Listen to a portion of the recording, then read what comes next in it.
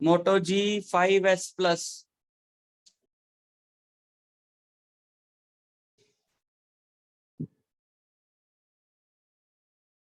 Okay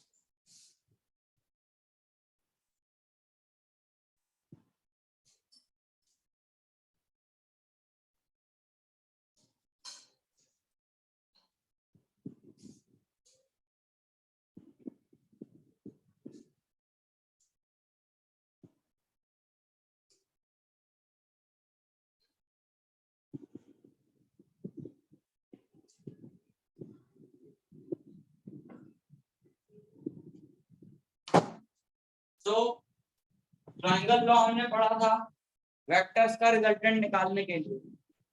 क्या कहता है ट्रायंगल लॉ कि अगर दो वेक्टर्स को हम एक ट्रायंगल की दो एडजेसेंट साइड्स माने सेम ऑर्डर में लेकर, अगर दो वेक्टर्स को हम ट्रायंगल की दो एडजेसेंट साइड्स माने सेम ऑर्डर में, तो उनका जो रिजल्टेंट होता है वो ट्रायंगल की थर्ड साइड होता है which is taken in opposite order.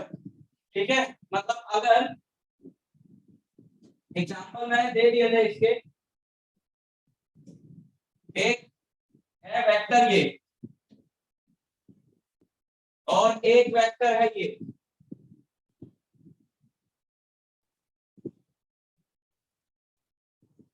This is vector A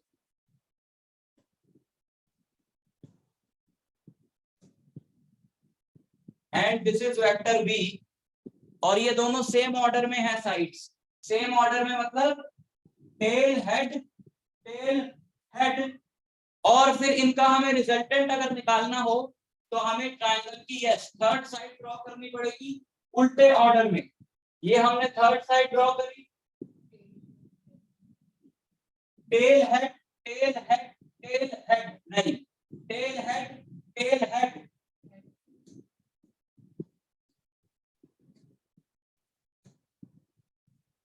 head tail. So this R is what? Sum of vector A and B.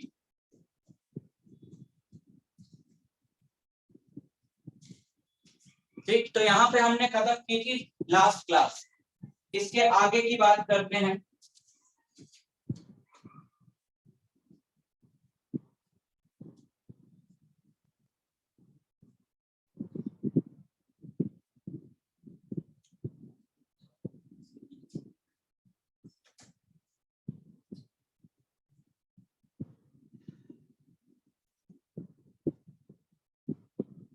Displacement vector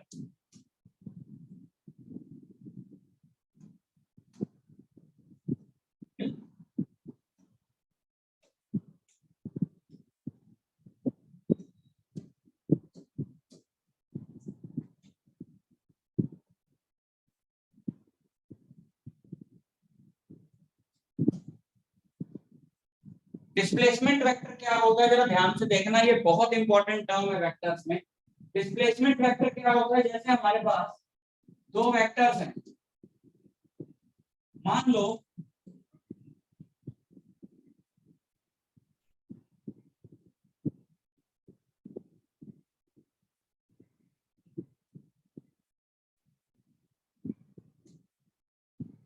यहाँ पे दो पॉइंट्स हैं, एक पॉइंट है P जिसके कोऑर्डिनेट्स है x1, y1, z1, और यहाँ पर एक पॉइंट है Q जिसके कोऑर्डिनेट्स हैं x2, y2, कॉमन है, ठीक है। 2 पॉइंट्स हैं हमारे पास, ध्यान से सुनना, 2 पॉइंट्स हैं हमारे पास और इनके कोऑर्डिनेट्स हमको यहाँ पर दिए होंगे। अब हम अगर यहां से ओरिजिन से पी पे वेक्टर ड्रॉ करें, तो याद करो इसको बोलते हैं position vector. This point is called this vector OP, this vector OP is called the position vector of point P, and this vector OQ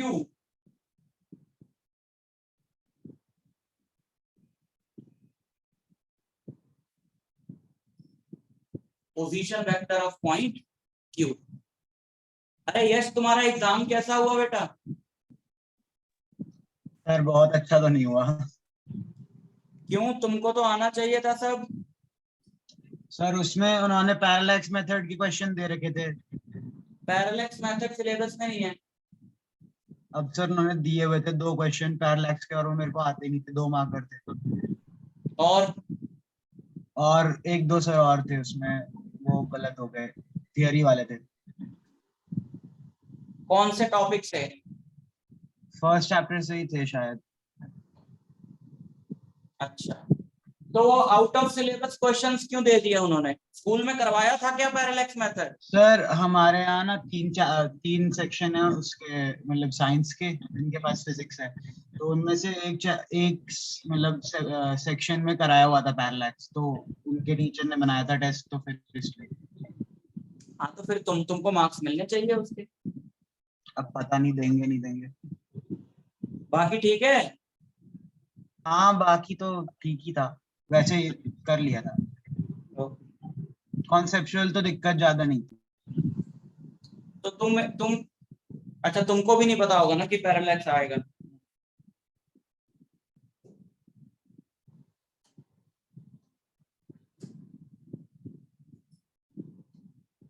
क्योंकि मैंने यहाँ इस बैच में पैरेलैक्स मेथड कराया है, क्योंकि उस वक्त सिलेबस रिलीज ही नहीं हुआ था जब मैंने फर्स्ट चैप्टर कराया था, तो उसकी रिकॉर्डिंग्स तो है इसके अंदर। देखो, अगर तो एक पॉइंट ओरिजिन है और दूसरा पॉइंट वो वेक्टर है, और दूसरा पॉइंट टेल ओरिजिन पे है, मतलब टेल ओरिजिन पे है और हेड एक पॉइंट पे है, सो उसको बोलते हैं पोजीशन वेक्टर उस पॉइंट का। So OP is the position vector of P, OQ is the position vector of Q. लेकिन ये वाला वेक्टर देख रहे हो, ये वाला जो वेक्टर है ना, ये पी क्यू, ये जो वेक्टर है पी क्यू, इस वेक्टर पी क्यू का ना टेल ओरिजिन पे है ना हेड ओरिजिन पे। मतलब कोई भी पॉइंट पे टेल हो और किसी भी दूसरे पॉइंट पे हेड हो, उस वेक्टर को बोला जाता है उन दोनों पॉइंट्स के बीच का डिस्प्लेसमेंट वेक्टर। समझ रहे हो? ये है डिस्प्लेसमेंट वेक्टर। तो तुम्हें क्लियरली पता होना चाहिए पोजीशन वेक्टर और डिस्प्लेसमेंट वेक्टर के बीच का डिफरेंस, राइट? डिस्प्लेसमेंट वेक्टर कैसे निकलेगा, जरा मेरे को कोई बताए कि ट्राइंगल, अब ट्राइंगल लॉ तुमको मैंने बता दिया यहाँ पे, तो जरा बताओ कि ट्राइंगल ओपीक्यू में कौन से 2 वेक्टर्स हैं और कौन उनका रिजल्टेंट है, कौन बता सकता?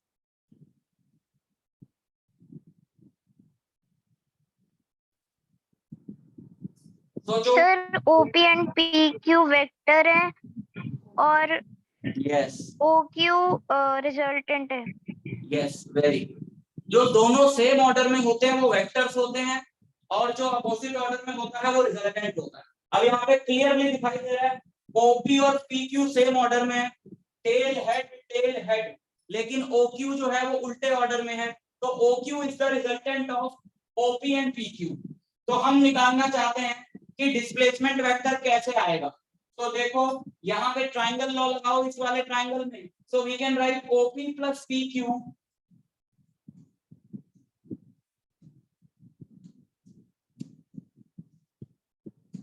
is OQ।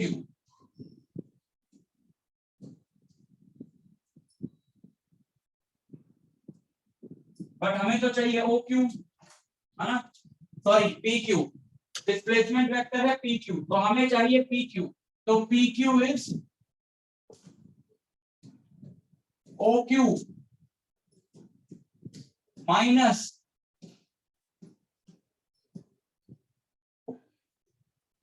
P Q is O Q minus OP, और ये है x1 y1 z1, ये है पॉइंट x1 y1 z1। तो कैसे निकालते थे पोजीशन वेक्टर, सबीरा कैसे निकालते पोजीशन वेक्टर? अगर ये पॉइंट है x1 y1 z1, तो इसका जो पोजीशन वेक्टर है ओपी वो क्या होगा? हाँ क्या होगा बताओ? हाँ x1 है ना, तो x1 i cap plus x2 y x2 sorry y1 j cap plus z1 k cap, और ये वाला OQ क्या होगा? x2 i cap plus y2 j cap plus z2 k cap. So यहाँ पे डालो जरा, पुट करो, PQ इज OQ यानी ये x2 i cap plus y2 j cap plus z2 k cap minus x1 i cap plus y1 j cap plus z1 k cap. तो PQ क्या हो जाएगा?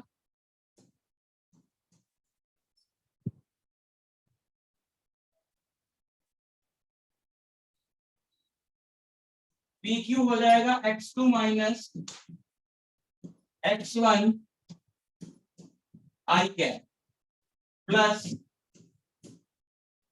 y2 minus y1 j cap plus z2 minus z1 k cap. ठीक है, मतलब अगर हमें एक लाइन पे दो पॉइंट्स पता हो तो हमें उस लाइन के अलोंग डिस्प्लेसमेंट वेक्टर निकालना आना चाहिए, और ये बहुत इंपॉर्टेंट फॉर्मूला है वेक्टर्स।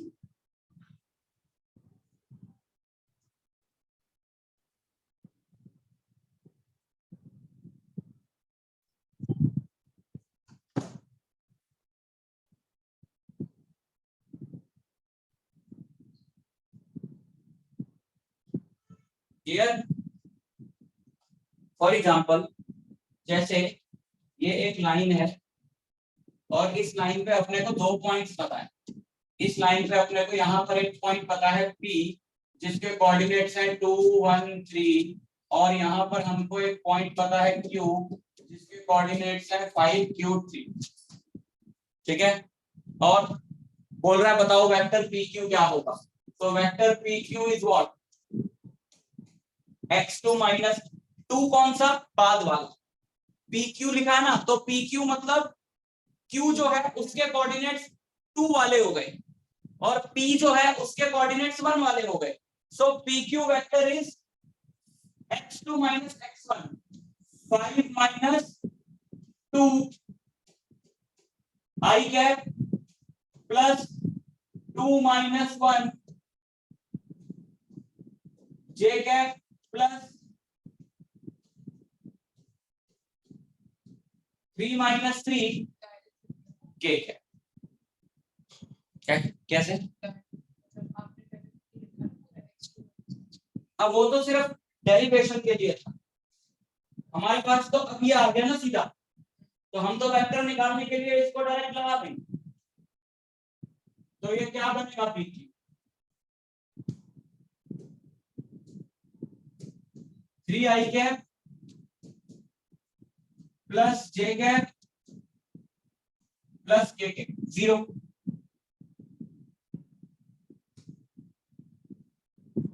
समझ आ रहा?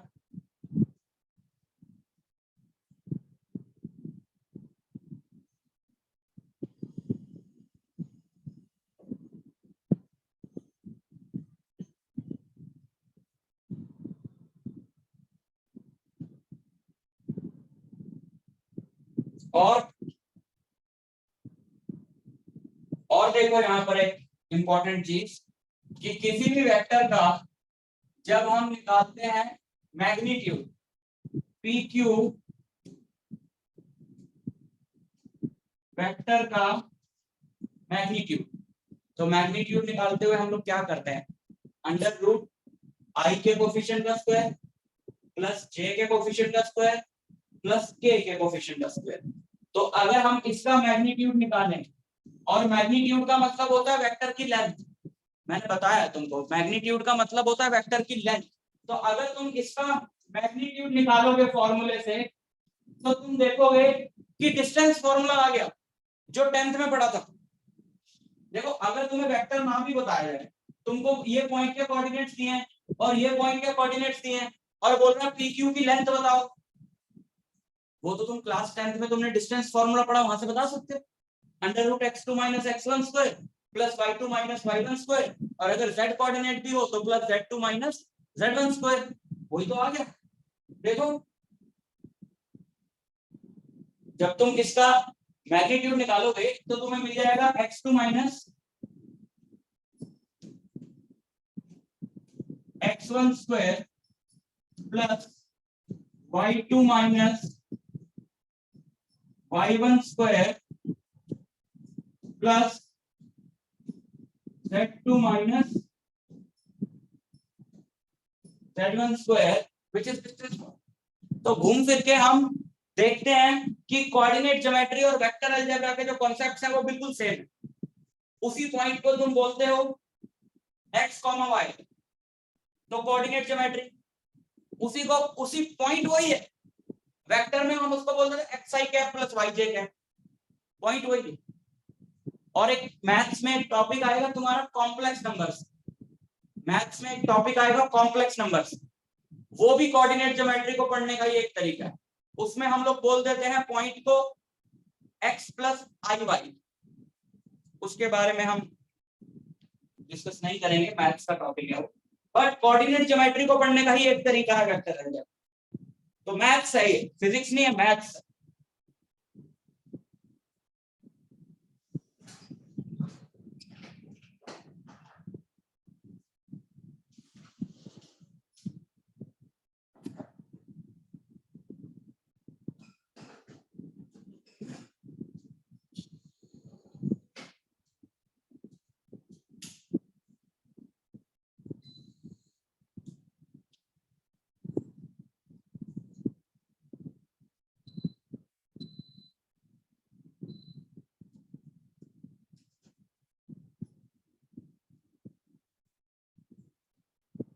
Most important law of vectors, most important law of vectors, parallelogram law of vector addition.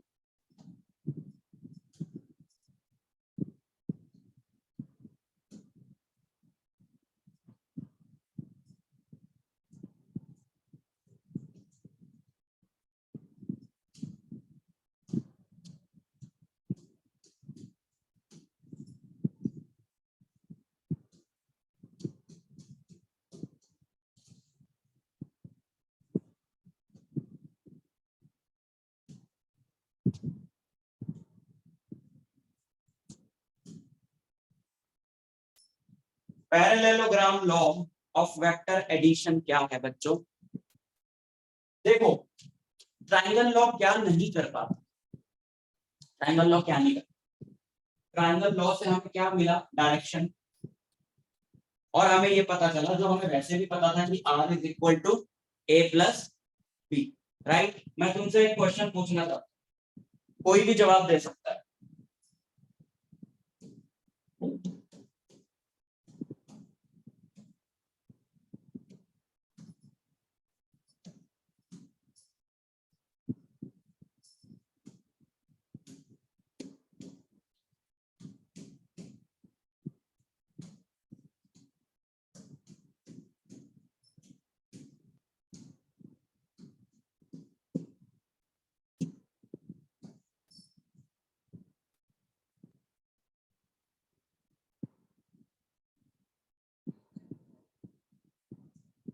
तुमने कहा फॉल्स, चलो एक जवाब आ गया। कोई ट्राई करना चाहेगा? मैं पूछ रहा हूँ ट्रू और फॉल्स। फॉल्स और होगा अगर सर।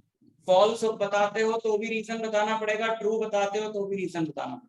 सर फॉल्स होगा क्योंकि लेफ्ट साइड वाला जो है वो रिजल्टेंट वेक्टर है, वो डिफरेंट वेक्टर ही डिफरेंट हो जाएगा ना। और ये क्या है? ये दो वेक्टर के मैग्नीट्यूड का एडिशन है, वो एंटायरली दूसरे वेक्टर का मैग्नीट्यूड निकाल रहे हैं हम लेफ्ट साइड में। निहाल तुम्हें समझ आ रहा है क्या बात की जा रही है?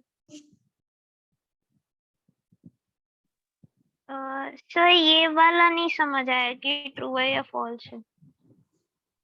अच्छा, बहुत टेस्टी है, वेरी गुड।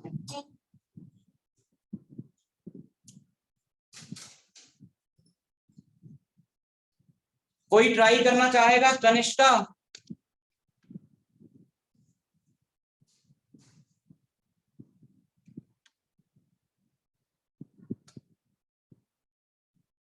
यश, ये हमेशा फॉल्स होगा या कभी ट्रू हो सकता है?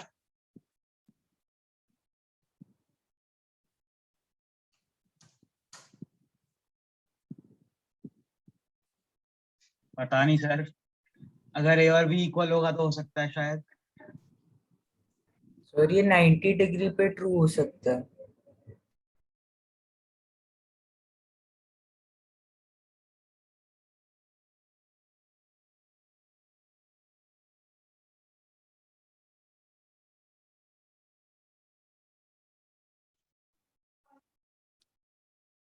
मेरी आवाज आ रही है?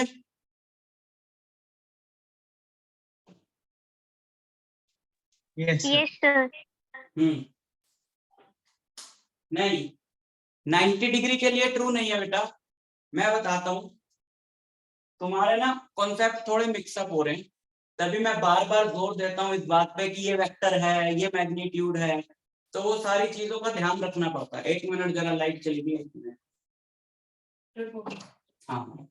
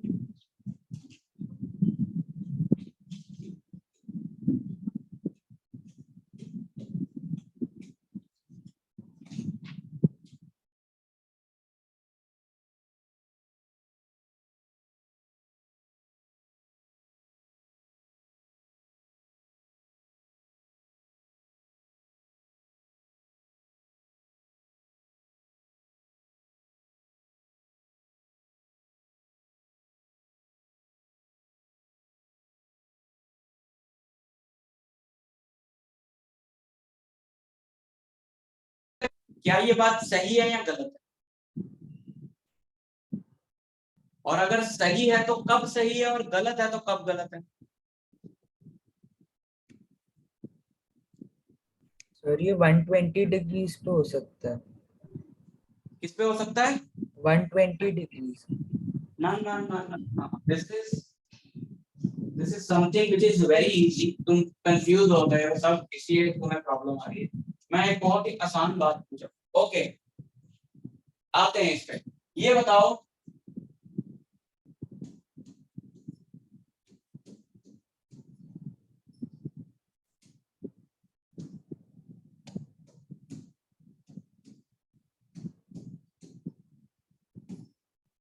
इन दोनों स्टेटमेंट्स का मतलब एक ही है या अलग अलग है?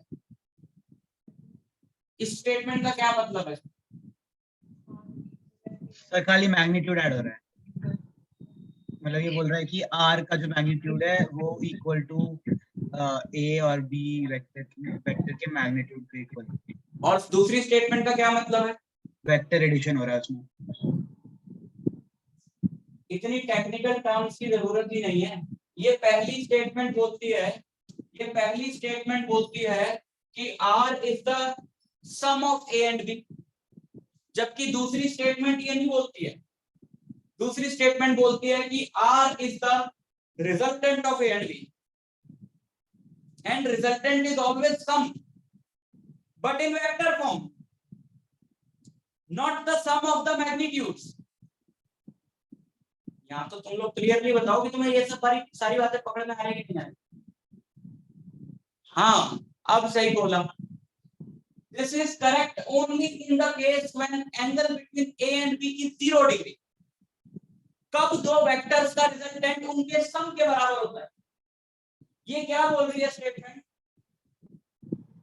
ये स्टेटमेंट बोल रही है कि दो वेक्टर्स के रिजल्टेंट का मैग्नीट्यूड, वेक्टर बिल्कुल अलग चीज होती है, उसका मैग्नीट्यूड बिल्कुल अलग चीज होता है। कंफ्यूज नहीं होना, एक बार फिर बता देता हूं अगर भूल गए हो।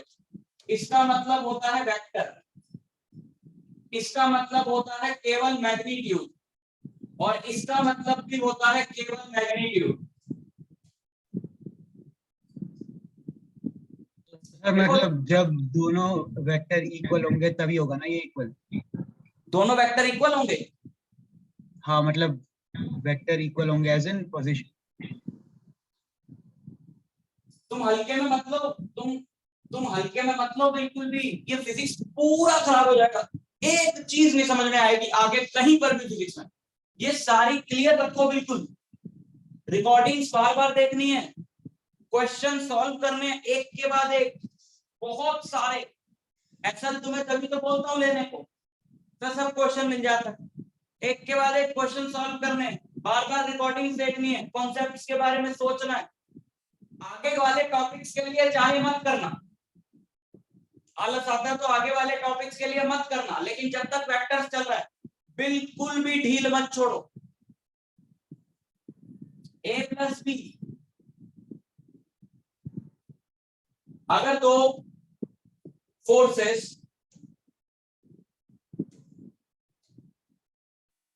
सेम डायरेक्शन में लग रही हो, एक 10 न्यूटन एक 5 न्यूटन, तो इनका रिजल्टेंट क्या होता है? 10 प्लस 5 यानी कि 15 न्यूटन। यानी कि रिजल्टेंट का मैग्नीट्यूड वेक्टर्स को ऐड करके कब आता है? जब दोनों वेक्टर सेम डायरेक्शन में। अगर 10 न्यूटन यहां लग रहा हूं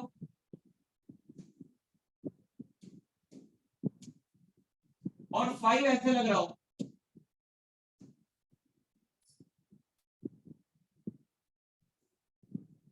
क्या तब भी आंसर 15 होगा? नहीं होगा ना। तो किस केस में रिजल्टेंट का मैग्नीट्यूड दोनों वेक्टर्स के मैग्नीट्यूड के सम के इक्वल होता है? किस केस में? जब दोनों वेक्टर्स सेम डायरेक्शन में होते, सिर्फ उसी केस में, और किसी केस में तो नहीं होता। ये यही कह रही है स्टेटमेंट, ये कह रही है कि रिजल्टेंट का मैग्नीट्यूड है ना, vector a plus B is the resultant, और उसका मैग्नीट्यूड, रिजल्टेंट का magnitude is the sum of the magnitudes of two vectors. True or false? It is true, but only when the angle between vectors is 0 degree, otherwise it is false. सबको समझ में आया? Yes sir. Sir 0 degree मतलब जब दोनों vector same direction में होंगे। जब दोनों वेक्टर्स सेम डायरेक्शन में होंगे तब तुम उनका रिजल्टेंट निकालोगे, तो दोनों को ऐड करके निकालोगे। Yes sir. तो वो यही कह रहा है कि कब वेक्टर्स के रिजल्टेंट का मैग्नीट्यूड, कब रिजल्टेंट का मैग्नीट्यूड दोनों के मैग्नीट्यूड्स के सम के बराबर होता है। कब? जब दोनों वेक्टर्स सेम डायरेक्शन। समझ में आया? समझ आया? Yes sir. बेटा अभी तो वही पढ़िए, मैं धीरे धीरे बता रहा हूं ना।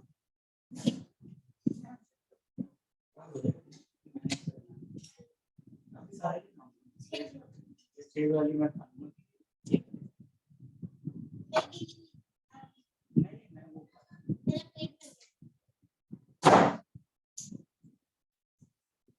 तो इन तीनों में डिफरेंस क्लियर नहीं होगा तो कुछ नहीं समझ में, ना आगे इस चैप्टर में ना आगे फिजिक्स में नहीं कर। समझ रहे हो? सो कब मॉड लगा है तो उसका क्या मतलब है, मॉड नहीं लगा है तो उसका क्या मतलब है, सिर्फ एरो लगा है तो उसका क्या मतलब है, एरो नहीं लगा है तो उसका क्या मतलब है, और एरो भी लगा है और मॉड भी लगा है तो उसका क्या मतलब है। ठीक है, ये बताओ कि अगर ऐसे लिखा हो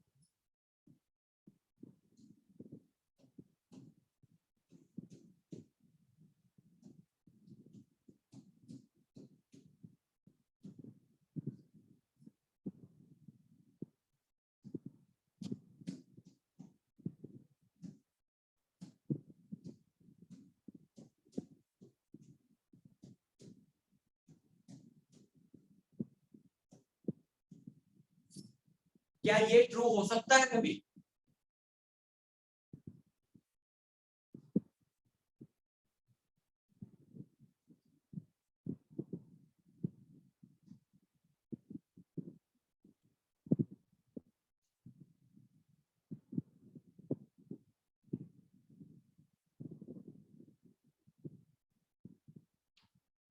बोलो। सर जब ऑपोजिट डायरेक्शन में होते हैं तब। हाँ, तुम लोग बाकी लोग इतना क्यों सोच रहे हो, ये तो सबको ही पता है ना। मैंने यहीं से तो डिस्कशन शुरू किया था फर्स्ट क्लास में कि एक आम आदमी को भी पता है कि जब सेम डायरेक्शन में लगे तो ऐड कर दो और जब अपोजिट में लगे तो सब्ट्रैक्ट कर दो, ये तो सबको पता है। प्रॉब्लम तब आती है जब एंगल 0 डिग्री या 180 डिग्री के अलावा कुछ और हो। अगर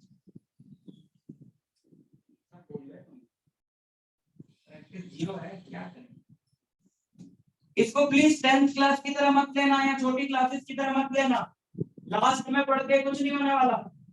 यहाँ जो दिन तुमने पढ़ाई नहीं करी वो एंड तक इम्पैक्ट डालेगा तुम्हारे रिजल्ट पे। यहाँ डेली पढ़ाई चाहिए, एक एक क्वेश्चन सोचना है, करना है, टाइम लगता है। अब देखो, एक फोर्स इधर लगी 10, दूसरी उधर लगी 5, अब रिजल्टेंट कैसे निकालो बताओ सबीरा, रिजल्टेंट कैसे निकालोगे? सब्ट्रैक्ट कर। वो यही तो पूछ रहा है कि क्या कभी रिजल्टेंट का मैग्नीट्यूड दोनों वेक्टर्स के मैग्नीट्यूड्स का डिफरेंस हो सकता है? हो सकता है। कब हो सकता है? जब दोनों के बीच में एंगल हो 180 डिग्री, तब हो सकता है। तो अगर तुम्हें, क्या तुम्हें कंफ्यूजन हो रही है इस बात को लेकर कि एरो कब लग रहा है, मॉड कब लग रहा है, कब नहीं लग रहा है? आंसर दो मुझे, आंसर तो। फिर अगर कंफ्यूजन कोई नहीं है पर हम आंसर भी देंगे वो तो चलेगा नहीं। सो जब पहले हम कुछ क्वेश्चन करेंगे उसके बाद हम आगे की बात करेंगे।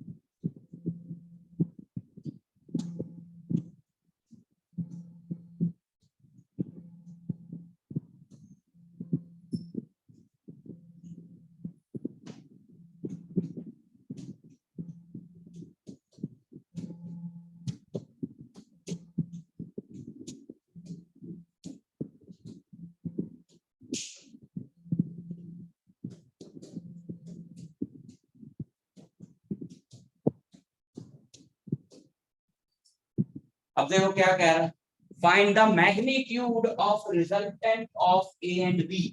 ए एंड बी के रिजल्टेंट का मैग्नीट्यूड निकालो। ए एंड बी के रिजल्टेंट का मैग्नीट्यूड निकालो। कैसे करोगे? ए एंड बी के रिजल्टेंट का मैग्नीट्यूड निकालो।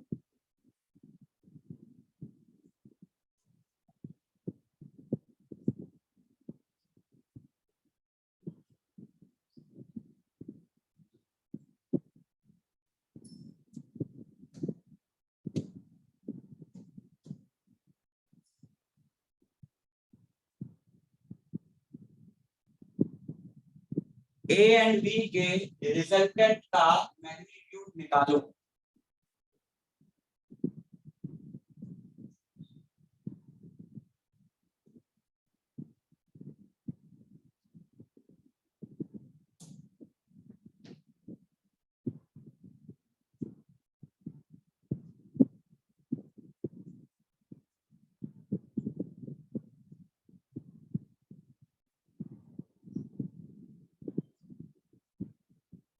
कोई सोच पा रहा है या कर पा रहा है तो बताओ, नहीं तो मैं करता हूं।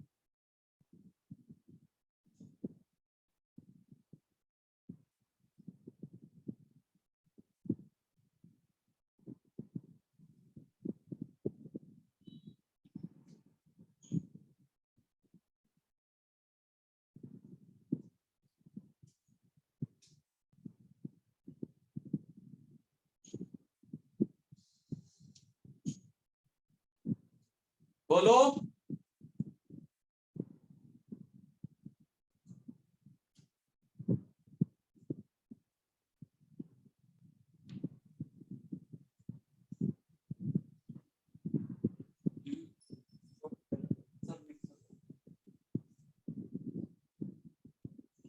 देखो, so basic R resultant of A and B is what? It is the sum of A and B.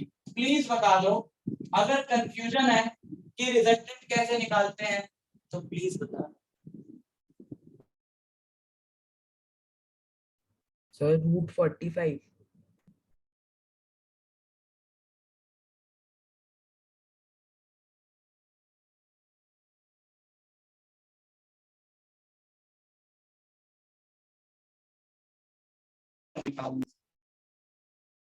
Resultant निकालने को बोला है। मेरे को नहीं बताओ, तुम खुद से पूछो कि तुमने सैटरडे से लेकर आज तक कितने क्वेश्चंस प्रैक्टिस किए वेक्टर्स के। कायदे से सैटरडे, संडे और मंडे और ट्यूसडे मिला के तकरीबन 40 to 50 क्वेश्चंस बनते थे।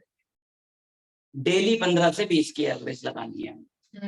और तुमने कितने किए? आज भी था, अब खत्म हो गई तो आज फिर तुमको 60 करने पड़ेंगे, है ना? वो यूटी के चक्कर में अपना काम ही तो बढ़ा रहे हैं। तो दो वेक्टर्स का रिजल्टेंट का मैग्नीट्यूड निकालने को बोल रहा है वो। तो दो वेक्टर्स को ऐड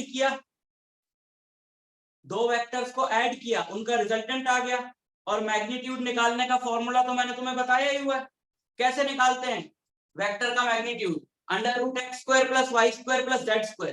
तो सिंपल सी बात कही जा रही है उस क्वेश्चन में कि इन वेक्टर्स के रिजल्टेंट का मैग्नीट्यूड निकालो, दैट्स इट।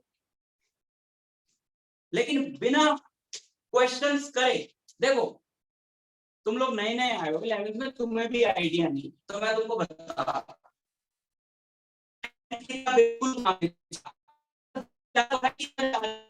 और समझ आ भी रही होती है, लेकिन बेसिक से बेसिक क्वेश्चन नहीं होता जब करने बैठो। वो चीज तुम्हारी तभी ठीक होगी जब तुम रेगुलर बेसिस पे बहुत सारे न्यूमेरिकल प्रैक्टिस करोगे, ठीक है? तुम उससे अलग जा रहे हो तो बहुत प्रॉब्लम आएगी आगे जाके। सब ऐसे मिक्सअप हो जाएगा, अभी तो तीसरा चौथा चैप्टर ही चल रहा है, सब ऐसे मिक्सअप हो जाएगा तुम सोच भी नहीं सकते। तुम लगेगा यार ये तो बिल्कुल समझ में आ गई थी बात, ये क्यों नहीं हो रहा? और नहीं हो।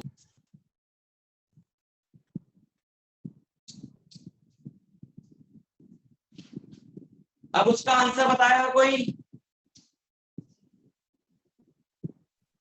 सर खाली ए और बी वेक्टर को ऐड कर देंगे ना? हाँ तो ए और बी वेक्टर को ऐड करेंगे तो रिजल्टेंट आएगा वेक्टर फॉर्म में। क्वेश्चन था कि रिजल्टेंट का मैग्नीट्यूड बताओ। सर √45। √45 आ रहा है सर। ओके, क्या थे वेक्टर्स दिखाओ जरा। अभी क्वेश्चन पर 2 + 3 5 + 4 + 2 5 + 4 + 2 16 और 25 41 + 2 yes √45 correct।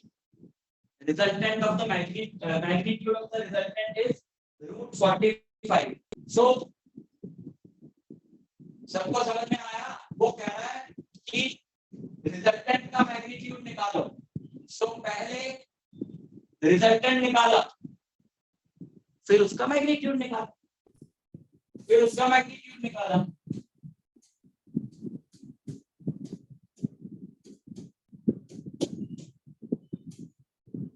ए प्लस बी का मैग्नीट्यूड, तो ए प्लस बी जो भी आएगा, ए प्लस बी क्या आया, ए और बी को हमने ऐड किया तो हमारा वेक्टर आया 5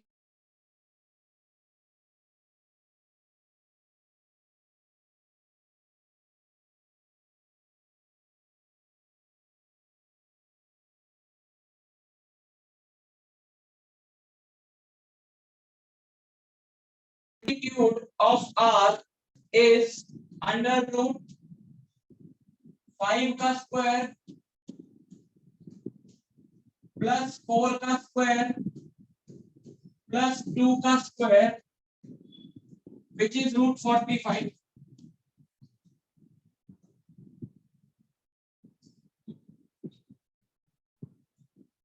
Next question, find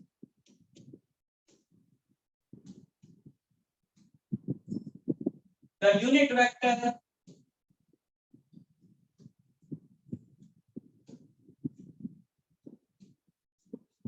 in the direction of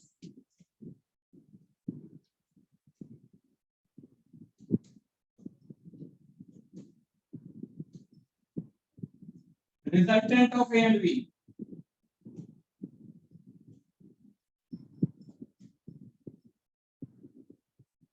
resultant of, चलो ए और बी तो ऊपर वाले क्वेश्चन में थे ना। Find unit vector in the direction of the resultant of P and Q where P is, P दिया हुआ हमको 3i cap plus 2j cap plus 6k cap और क्यू हमको दिया हुआ है 3i cap minus j cap plus 2k cap. अब question को ध्यान से पढ़ो और बताओ क्या करेंगे।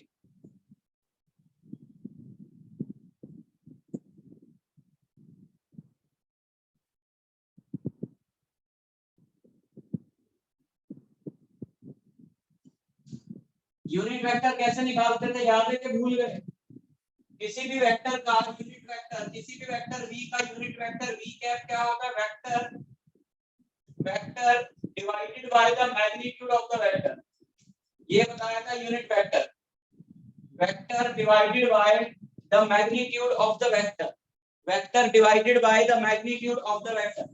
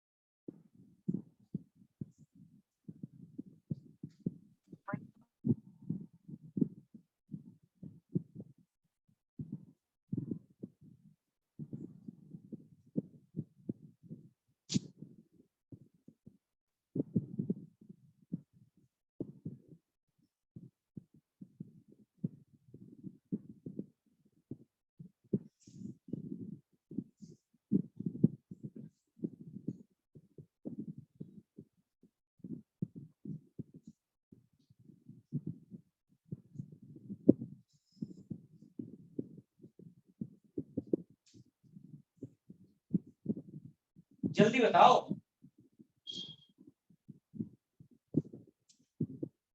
ध्यान से क्वेश्चन को पढ़ो। इनके रिजल्टेंट की डायरेक्शन में यूनिट वेक्टर निकालना है। इनके रिजल्टेंट की डायरेक्शन में यूनिट वेक्टर निकालना है।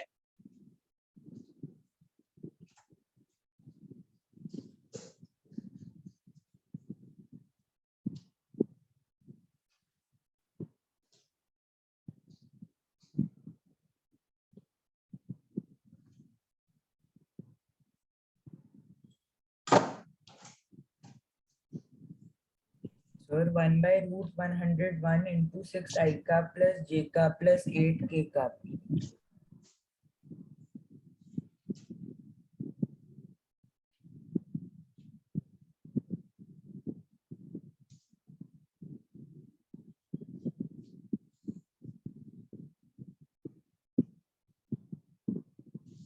अब दोबारा बोलो एक बार बेटा। 1/√101 into 6 ठीक है, I का। Correct correct, very good.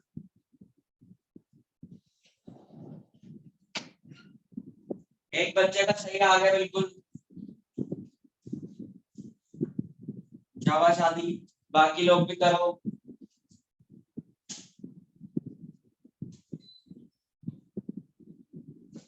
Sir 6 I cap plus 3 J cap plus 8 K cap by √109।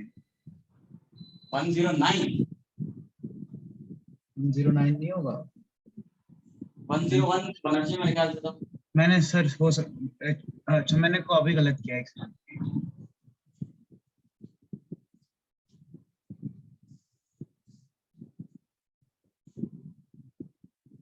हाँ सर 101 हो गया।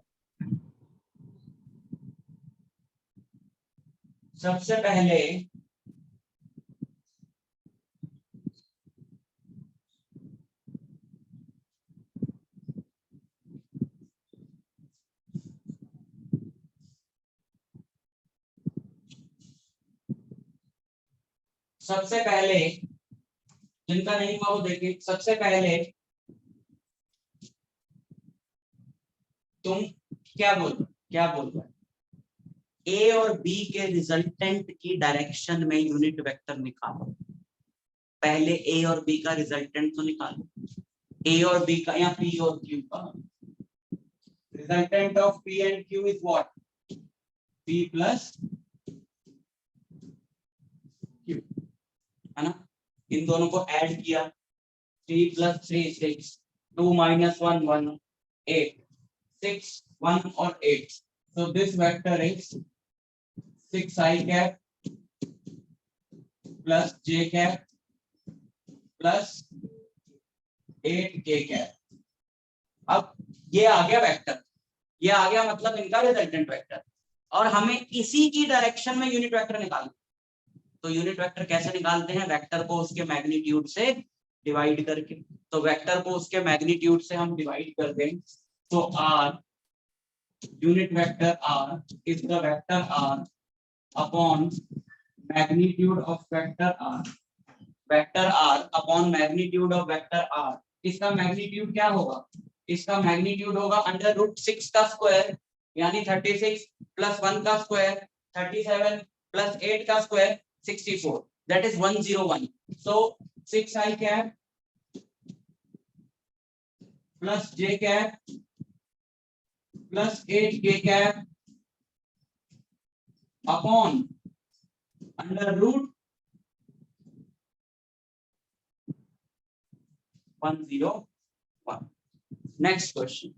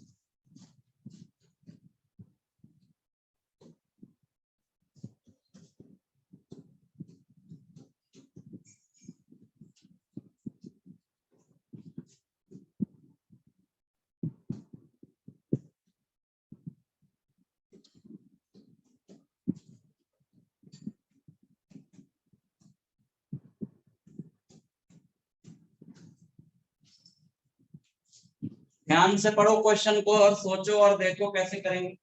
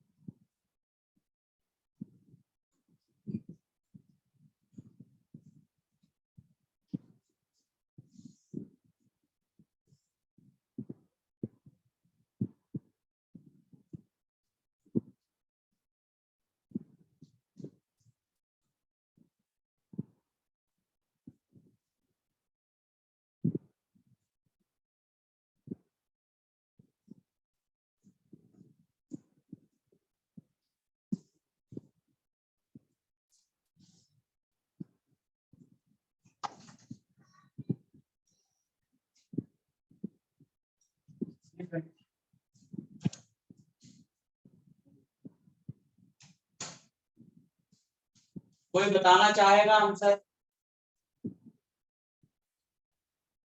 कह रहा है कि इसी वेक्टर की डायरेक्शन में एक ऐसा वेक्टर निकालो जिसका मैग्नीट्यूड 8 यूनिट्स।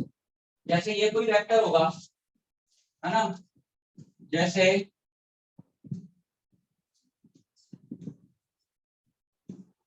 ये वेक्टर है, ये वाला वेक्टर ये है,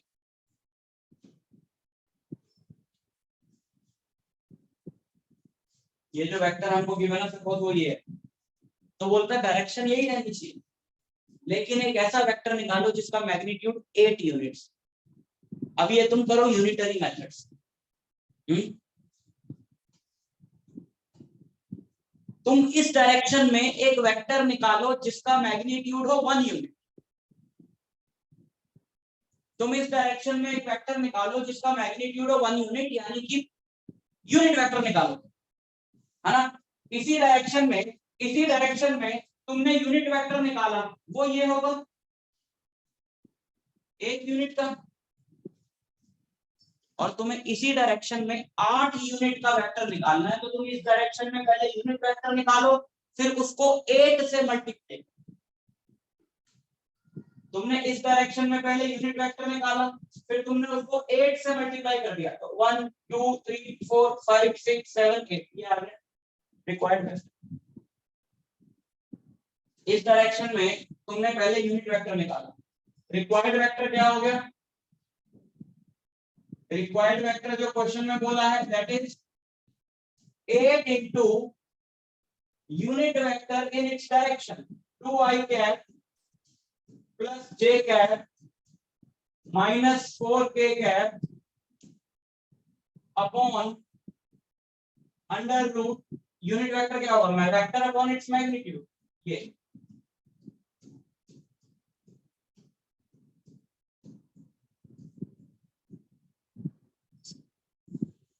so this is our required vector.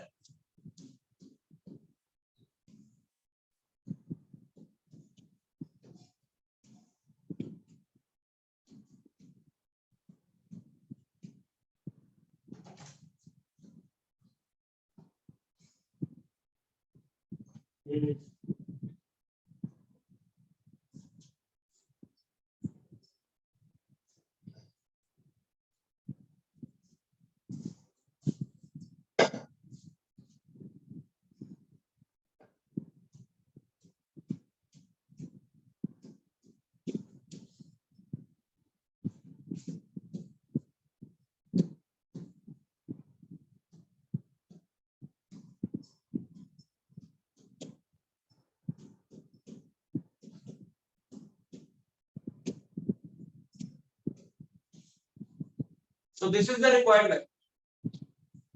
किसी को कोई कंफ्यूजन है तो बताओ। नो सर इसको हम मल्टीप्लाई मतलब वो कर सकते हैं ना, मैंने क्योंकि मल्टीप्लाई कर दिया। क्या चीज? इसको इसी फॉर्म में छोड़ना होता है कि मल्टीप्लाई करना होता है सर फाइनल आंसर? वो तो हमारी मर्जी है, उसमें कोई मार्क्स वार्क्स नहीं कटेंगे। अंदर मल्टीप्लाई करना तो भी ठीक है, कॉमन ले लिया तो भी।